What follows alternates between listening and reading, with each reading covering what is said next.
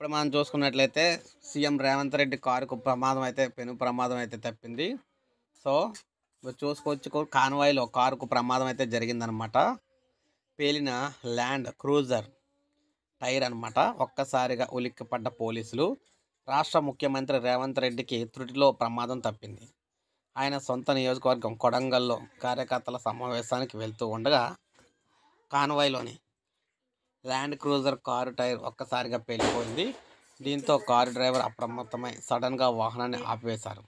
ఏమాత్రం నిర్లక్ష్యం జరిగినా కూడా కారు అదుపు తప్పి మిగతా వాహనాలను ఢీకొట్టే ప్రమాదం ఉండేది. ఒకవేళ పల్టీ కొట్టినా కూడా వెనుక వాహనాల్లోనే ఉన్న సీఎం రేవంత్కు ముప్పు అయితే జరిగేదని ఆయన వ్యక్తిగత భద్రతా అధికారి అయితే తెలిపారు. హైదరాబాద్ నుండి కొడంగల్ వెళ్లే సమయంలో వికారాబాద్ జిల్లా మన్నెగూడ వద్ద ఈ ఘటన చోటు చేసుకుంది. టైరు పేలడంతో మిగతా వాహనాల్లో ఉన్నవారందరూ కూడా భయంతో ఉలిక్కిపడ్డారు. వెంటనే వాహనాలను నిలిపివేసి బయటకు వచ్చారు.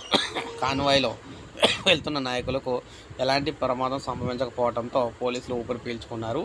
ఈ వాహనాన్ని అక్కడే వదిలేసి సీఎం కొడంగల్ వెళ్ళిపోయారు.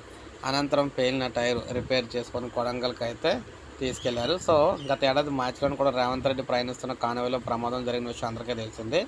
రాజన్న సిరిసిల్ల జిల్లా రావుపేటలో రేవంత్ రెడ్డి ప్రయాణిస్తున్న కారు అతివేగంగా వెళ్తున్న అదుపు తప్పి కాన్వాయ్లో ముందున్న కారును ఢీకొట్టింది. సో ఈ విధంగా ఇప్పుడు చూసుకున్నట్లయితే కారు టైర్ పేలిపోయిందనమాట. సో ఇప్పుడే మనకు అప్డేట్ వచ్చింది. సో ప్రతి ఒక్కరు ఒక లైక్ చేయండి, సబ్స్క్రైబ్ చేసుకోండి, మన ఛానల్ సబ్స్క్రైబ్ చేసుకోండి.